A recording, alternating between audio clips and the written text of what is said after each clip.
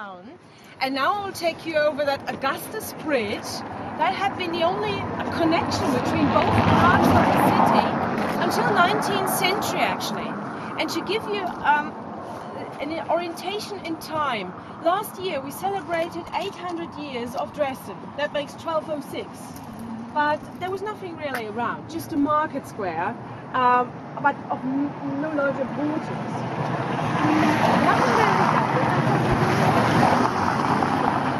At that time, our Saxon rulers would decide to move from Meissen, up to that time the center, to Dresden.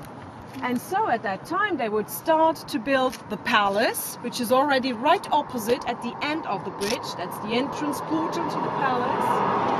And from that time on, the importance of Dresden rises step by step. Renaissance remains, because up to that time, not having a lot of importance, there wasn't a lot built of stone. And as I mentioned already, always fires would gut everything that was made of these clay bricks. And so 16th century began, leading over to the Baroque time, which started late 17th century. And then Augustus the Strong would take over, and Frederick Augustus, Prince Elector of Saxony, traveled before he would take over the room. So he had seen Versailles when he was 17, and he was absolutely overwhelmed by the luxury. He was in Madrid, in Spain, and in Venetia. His preference to the Venetian palazzi on Canale Grande, for instance. And when he came back, he would just decide, well, now I will transfer that little provincial town, if I just refer to the architecture, of Dresden into a glorious Baroque city. And this is what he basically did. But the major, or most of the constructions were done over there, around the residential palace, of course.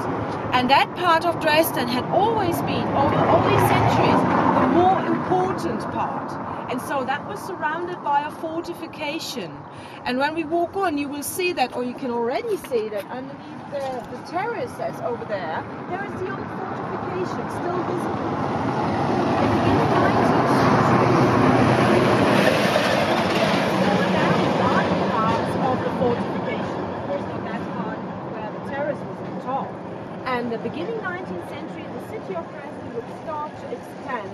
The industrialization, many people would move in, and so it grew and grew, and today we are fourth largest German city. Oh, if I just refer to the territory that's covered. By population we are much smaller, we have just 500,000, not that much. We need some more, so you're very welcome to come over. And actually, just to mention that, statistically spoken, we have more people moving into Dresden than moving out at the moment, which is a great result for a city that had been in the former East. And we are so-called boom city. Yeah, so there are just two former East German cities doing that well, Dresden and of course Berlin. Yeah, and the rest really has to struggle around. But that's also due to our wonderful combination of good industries around.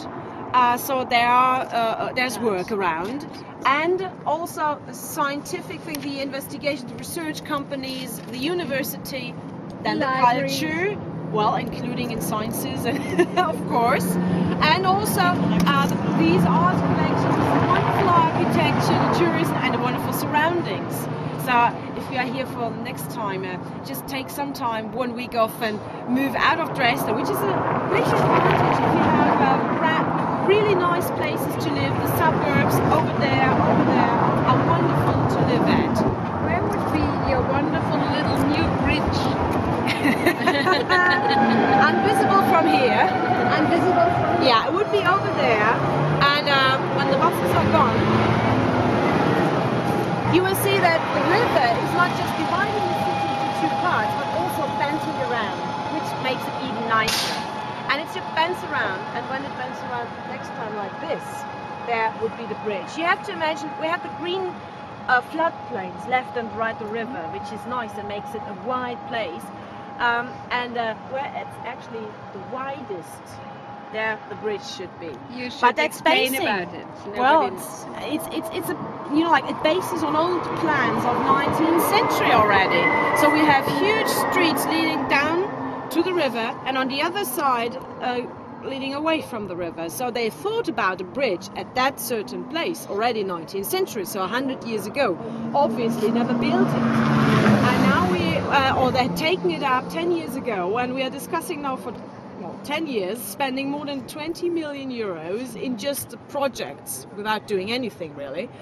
And well, 2 years ago we finally received the title UNESCO World Heritage.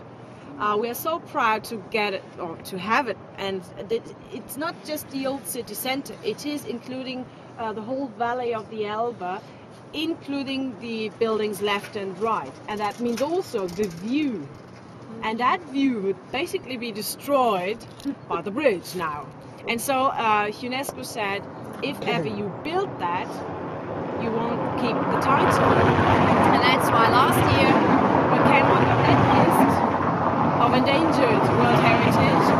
And well, this year they gave us a little more time to find a compromise. So we finally, probably, I don't know what will happen. It's because, like two different opponents of the bridge are demonstrating, and there are some that really want the bridge desperately. We can say we need a bridge. We have 8 bridges on the city's territory today, and still a lot of traffic jam around. But probably we should think about a smaller version of the bridge, which many people think would be possible, or even a tunnel or something like that. So there should be some compromises possible. Okay, let's move over, but just mentioning one thing. If ever you read anything about Dresden, you probably come across a so-called canaletto view to the city. Antonio Canal was the famous Venetian painter and the uncle of his nephew Bernardo Bellotto. And Bernardo Bellotto came over to Dresden to paint a series of several vedute paintings depicting 18th century Dresden.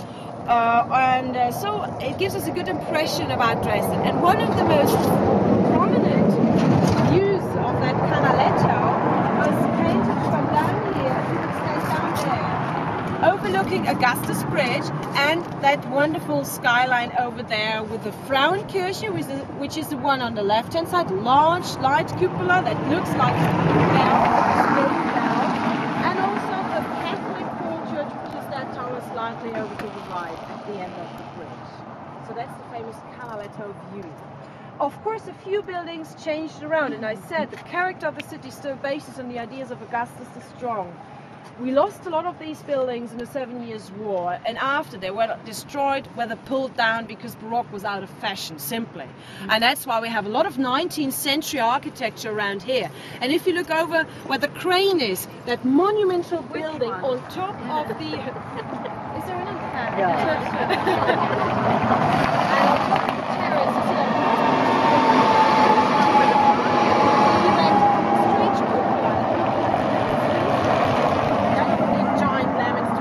down on top of it. That's the College of Fine Art, still working, so if you want to study art, you should move over. But that's late 19th century, as well as the following up buildings behind the bus. So the yellow one is a strange thing where the steam is. That's neo-Baroque. It's not Baroque, but it looks Baroque. Very strange that they would choose that in the end of the 19th century. And then if we just look towards the bus, there's the last building on top of the tower and the golden Saxonia figure on top, which is the old Parliament. And the Parliament was built by Paul Vallot, who built the Berlin Reichstag as well. So after the Berlin Reichstag, he came over and had a little Parliament for us here in Saxony.